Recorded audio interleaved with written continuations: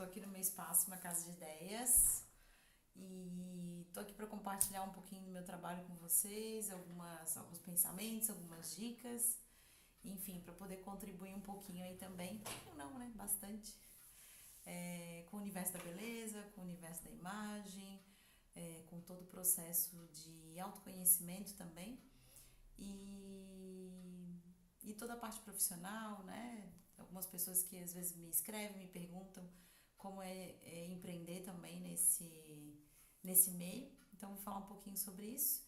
E algumas dúvidas que às vezes algumas pessoas me relatam sobre o processo, por exemplo, de adequação de imagem, como é essa questão da transformação, né? E o trabalho que a gente faz aqui no meu espaço, numa casa de ideias, os cursos também. E eu acredito que toda adequação de imagem, tanto do profissional que está executando, né, que está participando do processo, que faz toda a parte, por exemplo, da análise, que está ajudando aquele cliente a alcançar a imagem desejada, a importância disso, né, do próprio profissional, de como ele se vê e o cliente também. Então, assim, uma coisa que eu acho super importante no processo de personificação da imagem do cliente é a questão de encontrar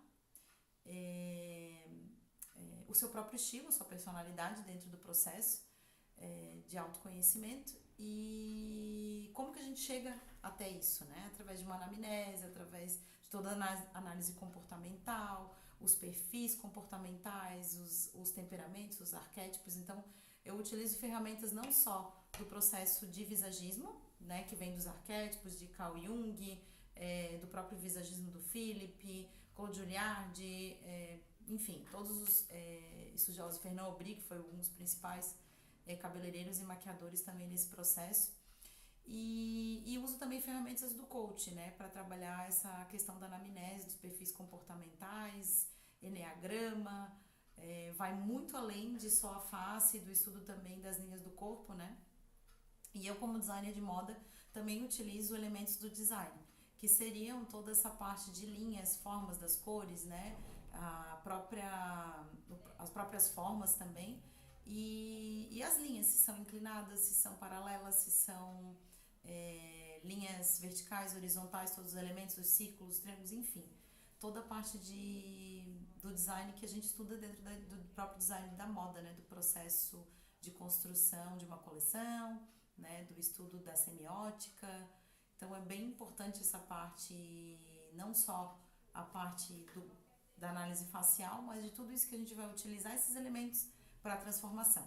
E eu acredito muito que o profissional que não passa por esse processo até de adequação, ele tem um pouco mais de dificuldade de atingir o seu cliente, né?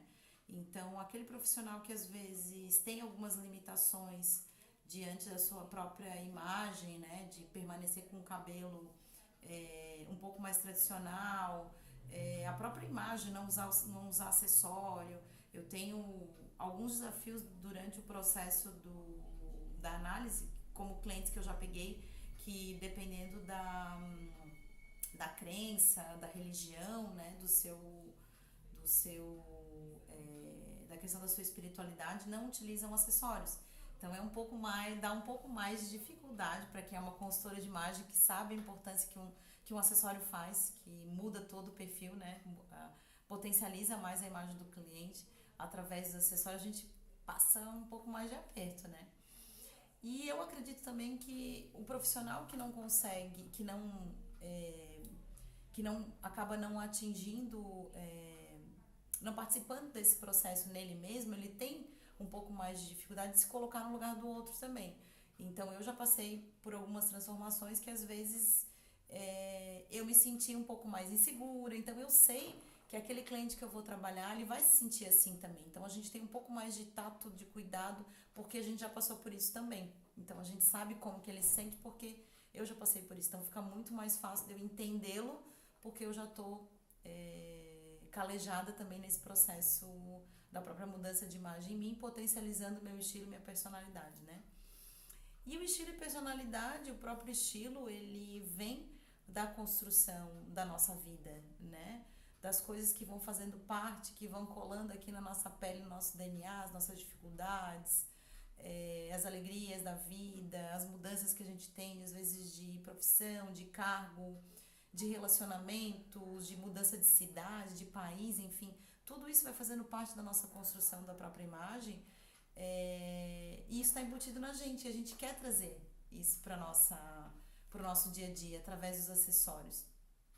E outra coisa que eu acho importante também é a questão de cada década, de cada período, de cada era que o mundo vai sofrendo, a gente vai tendo as tendências e essas informações vão mudando, né? Então a gente vê um período, às vezes, um cabelo um pouco fazendo mais sucesso, depois a franja, depois vem o curto, né? A linha média, a linha ainda longa. Então não tem como a gente não trabalhar um cliente com as influências do período que a gente está vivendo, através das roupas, dos acessórios, dos cortes do cabelo que estão em alta, em moda. Mesmo que a gente potencialize esse cliente, traga a essência dele, o estilo, a personalidade, a gente sempre vai se basear pelo o que está acontecendo no mundo, através da política, da economia, do marketing digital, das mídias sociais, o que está acontecendo, o que está aparecendo mais. As pessoas vêm com referências de beleza daquela época, então não tem como a gente deixar isso de lado. Não, eu não vou me inspirar em nada que está se usando e vou trazer a essência toda do cliente. Não tem como isso, gente. Faz parte, a moda é um grande processo. A gente, quem viveu em anos 80, 90, enfim, quantos cabelos vieram através de novelas, de filmes, de períodos, porque era a moda do período, aquilo começa a viralizar e as pessoas querem usar aquela roupa, querem usar aquele cabelo. Então, quando a gente tá um pouco fora daquilo, é como se a gente fosse um peixe fora d'água, né? A gente vai potencializar a personalidade do cliente, mas sempre vai ter aquela referência de época, não tem como.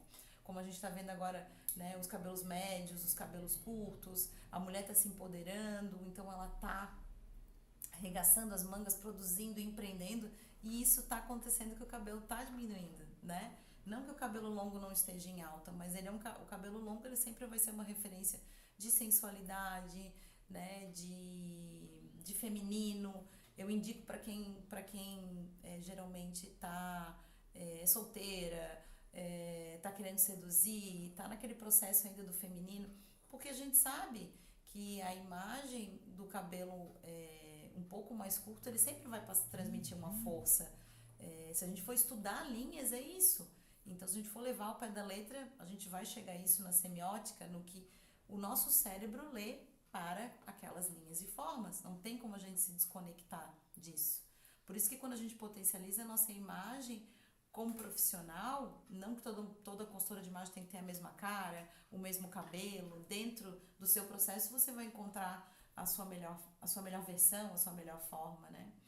Mas eu percebo que os profissionais que acabam ficando numa linha mais confortável, em linhas mais retas, em linhas mais tradicionais, acaba tendo um pouco mais de dificuldade de atingir o seu público, porque a sua imagem não condiz com o produto que ele vende. Então, as pessoas acabam tendo um pouco mais de bloqueio e de receio para que, poxa, será que ela vai conseguir fazer uma transformação em mim? Ela vai conseguir chegar aonde eu quero? Ela vai conseguir potencializar a minha imagem?